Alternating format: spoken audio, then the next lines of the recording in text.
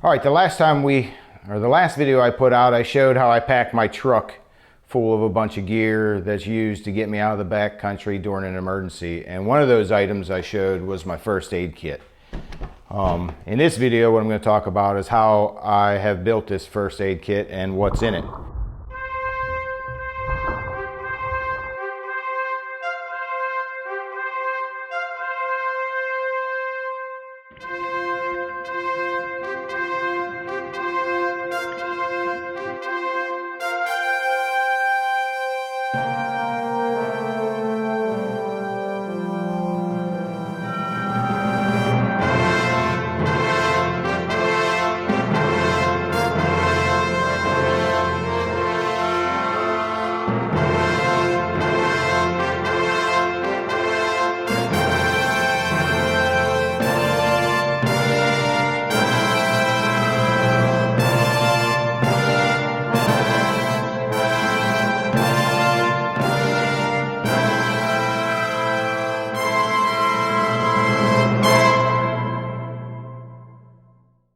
Well, first you should consider having a first aid kit, whether it's for the job, if you work in the trades, your house, whether it's yourself, friends, or family, or whether it's when you're out in the backcountry or out hunting, no matter how far away you are from a location.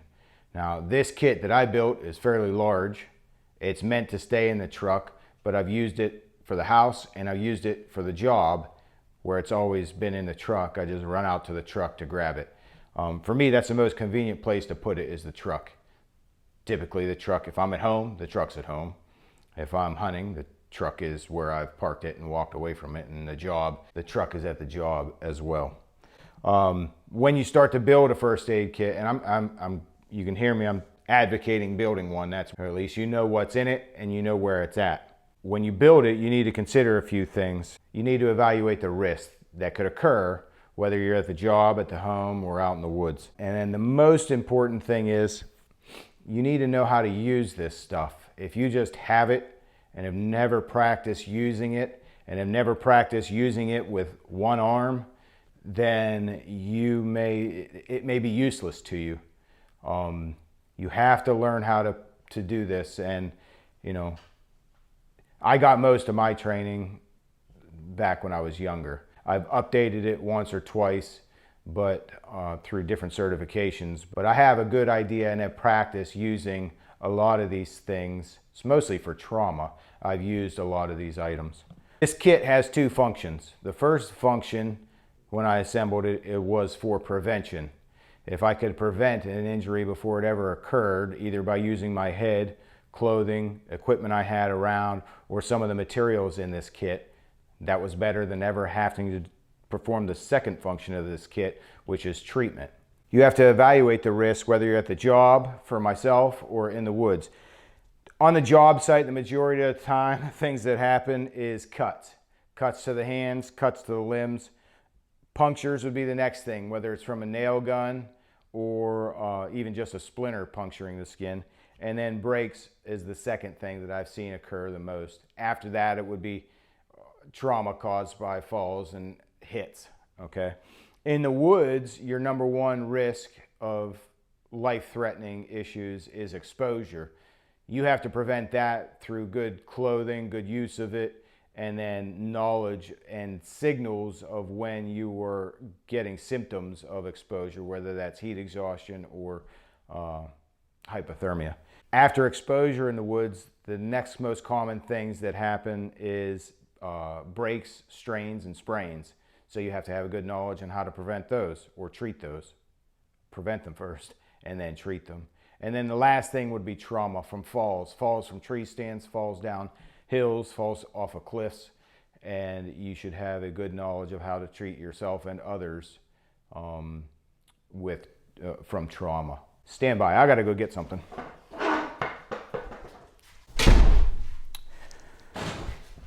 All right, I just ran and grabbed this. I was talking about treatment of yourself and others. This actually is in my bag for work. It's where all my documents and stuff for the jobs are. That goes with me every day, goes into my vehicle. I sometimes work where I don't have good communication, even though I'm in the East. There's lots of areas that cell service sucks sometimes. And so I was gifted this, and it's been one of the more comforting things I've kept around. Now, it's kind of a false comfort. If I push my SOS button, it is going to take hours before someone gets to me. Even here in the East, where at the most I'm about 8 miles from no, I wouldn't even be 8 miles. At the most, I'm about 4 to 6 miles from a road, a developed road, and probably no more than 2 miles from a logging road, okay? It still would take hours for someone to get to me. If you're in the West or someone more remote, it's going to take longer. This is extremely intelligent to have around. It's foolish not to have one of these nowadays if you're in the backcountry. But to rely on it as like the cavalry is also kind of foolish. You have to know how to treat yourself and others until when you push your SOS button, the cavalry comes. So to start this off, the first thing I want to talk about is how I have this organized. And I showed in the other video, these are just 2 organizers that I got at Walmart. Now this has most everything that I need to treat my common injuries that I run into, using what's in here, and then sometimes it may take some improvisation. But these are just hyper tough cases that I got from Walmart. You can organize them and divide them up however you like. They come sectional. You can get these, DeWalt makes them. A lot of companies make these organizers, but you can divide it up to hold most of your items. And then, which is more convenient actually for transport, these things will lock together. Sometimes they will. These things will lock together where you can carry them and put them in your truck. Now I have these broken down into 2 categories. One is burns, bug preventions, and wound dressing, and it's labeled. Okay, and the other one's wound prep, meds, and safety. All right, I'm going to go through and start talking about some of these items, and I'm going to go through. We'll go through it doesn't matter. I will create the list and put it at the bottom in the description, and you guys can go off there. But keep in mind, you need to tailor your first aid kit to your own needs. Before I open these up, there's a few things that I can't get into there, and that I use all the time. And again, that would be one is my Garmin In Reach. I have a year subscription with, I think it's unlimited texting on this. One other item, 2 other items actually, that I didn't get in there is burn gel or burn relief gel. If someone in your family or at work, a lot of times, someone gets a sunburn, gets uncomfortable, I have some burn gel. You'll notice how I package all the liquid items, and I'll show you in a second why I pack them that way. But you got to pack them in a bag so if they puncture or burst, they don't get over everything else. The Gorilla Tape or 100-mile-an-hour tape or duct tape, whatever you want to call it, I keep that in the truck where I can use it all the time because I need it all the time. I should back up. Any of this stuff you see, consult your physician. I'm not by any means am I offering medical advice. All right, getting into here.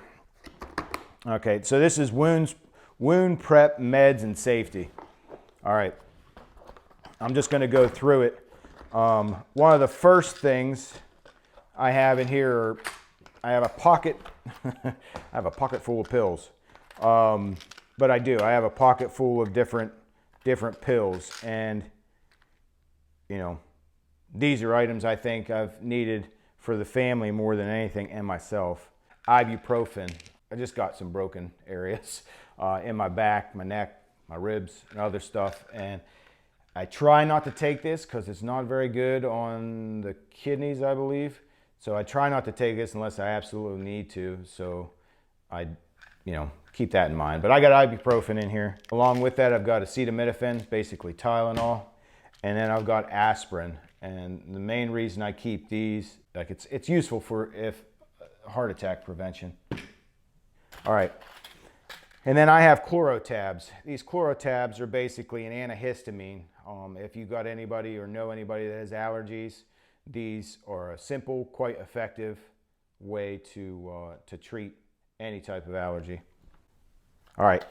So the next thing I have in here is, Imodium. Something anti-diarrheal, anti-upset stomach. I have some Imodium. I also have Benadryl. I've got 2 different Benadryls, and you can see I've used those since I bought them.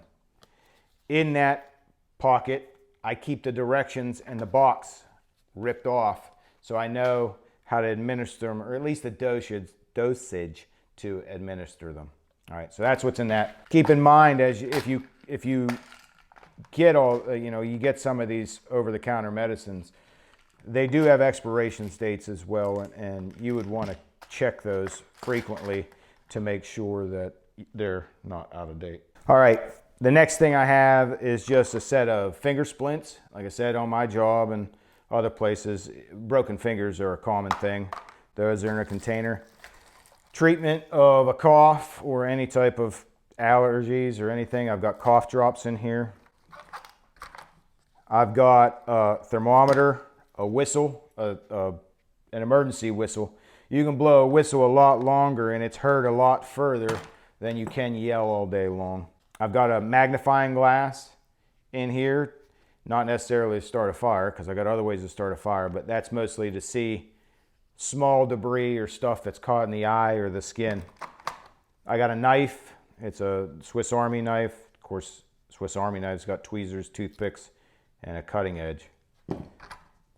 I got toenail clippers and fingernail clippers, pointy tweezers and flat tweezers. And then this has been one of my more useful items I've ever had around. This is called the Tick Tornado, I think, or Tick Twister. I'm not sure which, but it's just a tick remover. In my state, one of the highest occurrence of Lyme disease happens in my state, and I use those a lot for pulling ticks. All right. I also have duct tape in here. This duct tape is just wrapped around. You don't need a shit ton, but you need enough. It can help for bandaging wounds, and also I still make a homemade tourniquet the way I was trained, and you can use it to tie off your tightening stick with, Gorilla Tape. I also have a mirror. If you're alone trying to treat yourself, I've got a large and small, and they're just compact mirrors in here to help treat. Foot powder. This works on your feet and your groin. All right. Alcohol prep pads. I don't keep very many of them because I keep, you can see why you got to bag things, right? I kept a bottle of Betadine. I got to replace that. Matter of fact, I'm doing it today because I'm packing for the California trip.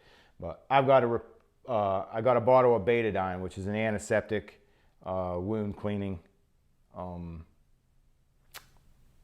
first aid wash. Calamine lotion. I think everybody knows what those are for.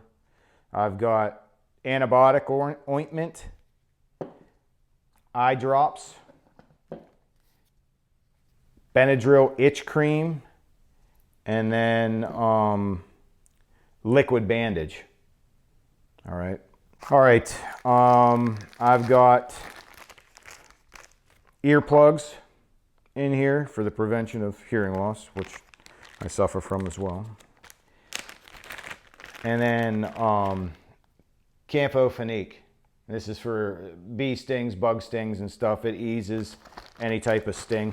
All right, I got water purification tablets, and that's just if my vehicle would get stranded, I have easy access to clean, purified water. Some chapstick, and then Rolaids and anti-heartburn meds, okay, or upset stomach meds. All right, pretty simple, not real complicated on how to use that stuff. Just, again, your best asset when using any of this is your brain. All right.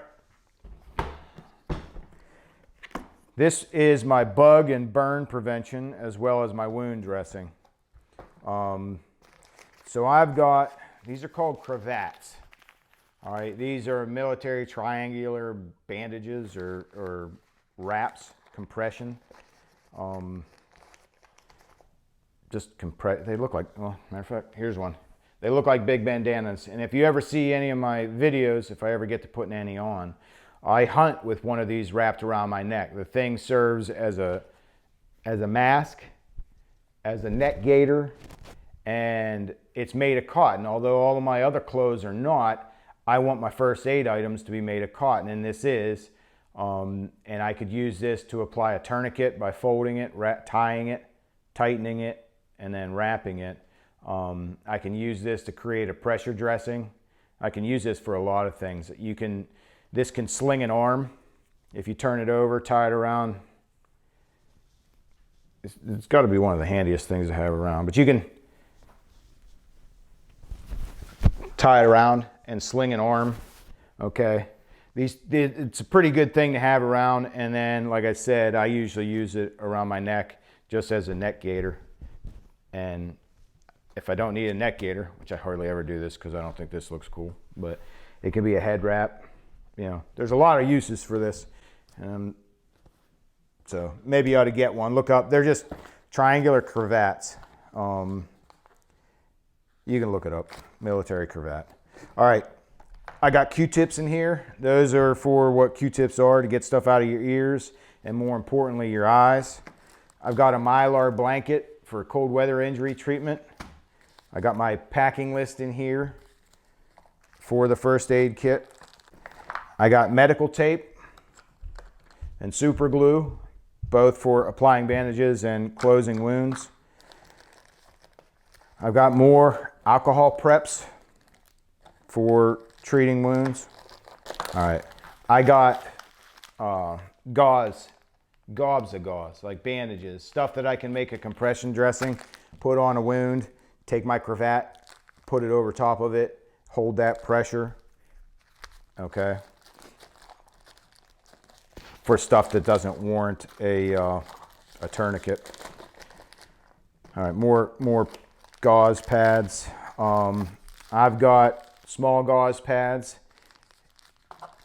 Band-Aids, and most of that honestly is for my kids. They're the ones that always want Band-Aids. I do have eye patches because trying to bandage an eye is kind of an irritating thing. So if someone would get something, or heaven forbid lose an eye, and you're trying to protect the socket from getting debris in it or anything, you put an eye patch over it. I do have some eye patches. Sunlight's a bothering somebody and you're trying to keep sunlight out of their eyes, an eye patch. Okay, I've got some wrap. Again, this is for making bandages, applying pressure dressings. It's a self-stick flexible wrap.